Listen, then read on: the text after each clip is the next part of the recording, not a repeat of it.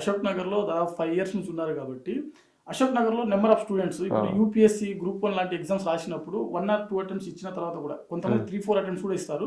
So attempts ఇచ్చినప్పటికీ success కానప్పటికీ కూడా అక్కడనే ఉండేటువంటి పరిస్థితి చాలా మంది మనం చూస్తూ ఉంటారు. సో వాళ్ళకి ప్లాన్ బి అనే ఆప్షన్ పెట్టుకోకుండా ఉంటారనమాట. సో అలాంటి విద్యార్థులకి ప్లాన్ బి అనేది అవసరమా కాదనంటే మీరేమంటారు? వాళ్ళ డిపెండ్ అపాన్ వాళ్ళ కుటుంబ నేపథ్యం గురించి. ఇప్పుడు కొంతమంది అశోక్ నగర్లో చాలా మంది రిచ్ పీపుల్సే ఉంటారు.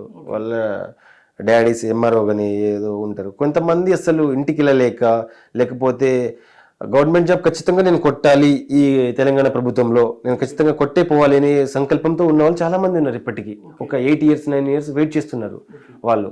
అలాంటి వాళ్ళకి ఇప్పుడు స్టేట్ గవర్నమెంట్ కూడా జాబ్ క్యాలెండర్ లాంటిది ఇస్తే వాళ్ళకి కూడా బహుశా వాళ్ళు కూడా ఏదో ఒక జాబ్ కొట్టుకొని మ్యారేజ్ చేసుకుని వాళ్ళ లైఫ్ సెటిల్ వాళ్ళు చేసుకుంటారు. బట్ ఇలా డిలే అయ్యి కొంతమంది ఇలా ఉండిపోతున్నారు. సో అంటే ఇప్పుడు జాబ్ క్యాలెండర్ అనేది ఎవ్రీ ఇయర్ ఇవ్వకపోవచ్చు. సో వచ్చే 1000 పోస్టులకి దాదాపు 1,00,000 మంది 2,00,000 మంది అప్లై చేసేటువంటి పరిస్థితి. సో అందరికీ రాదు కదా. సో అలాంటి అభ్యర్థులు ప్లాన్ బి ఉండాలి అని అంటే ఏమంటారు?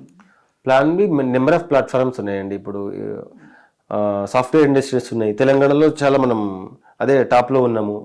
ఎంప్లాయీలో 10 lakhs more than 10 lakhs people ఉన్నాము. సాఫ్ట్వేర్ మీకు ఉంది. లేకపోతే మీరే సొంతంగా ఏమైనా పెట్టుకోండి, స్టార్ట్అప్ పెట్టుకోండి. థాట్ ప్రాసెస్ అనేది ఓన్లీ ఒక అభ్యర్థికి గవర్నమెంట్ జాబ్ నేను కొట్టాలి ఖచ్చితంగా, లేకపోతే వేరేది నాకు అవసరం లేదంటే అది ఉండకూడదు, మొండిపట్టారు.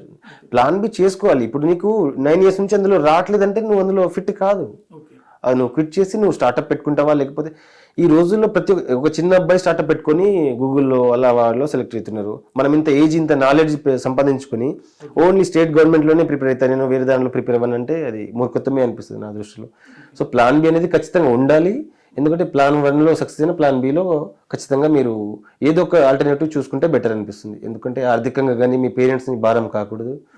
సో వెల్ సెటిల్ ఫ్యామిలీ అయినా ఎవరైనా ప్లాన్ బి అయితే ఖచ్చితంగా ఉండాలి. సో మీరు ప్రిపేర్ అయ్యే టయానికి అశోక్ నగర్లో మీ రూమ్మేట్ అంటే మీరు ముగ్గురు ఉన్నారు కదా. సో మీరు మీ ఫ్రెండ్స్ ఎవరైతే ఉన్నారు ఇద్దరు, ఒకరు Group 1గా సెలెక్ట్ అవ్వడం జరిగింది, ఇంకో పర్సన్ వచ్చేసరికి Group 2గా సెలెక్ట్ అవ్వడం జరిగింది. సో ఒకసారి మీ రూమ్మేట్స్ గురించి మీ గురించి ఒకసారి చెప్తారా?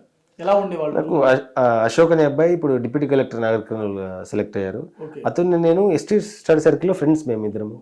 సో దాని తర్వాత వాళ్ళు ఇంకో అబ్బాయి రమేష్, బుక్యా రమేష్, బాణోత్ రమేష్ అబ్బాయి. సో ఎక్సైఎస్ఐగా సెలెక్ట్ అయ్యారు అతను.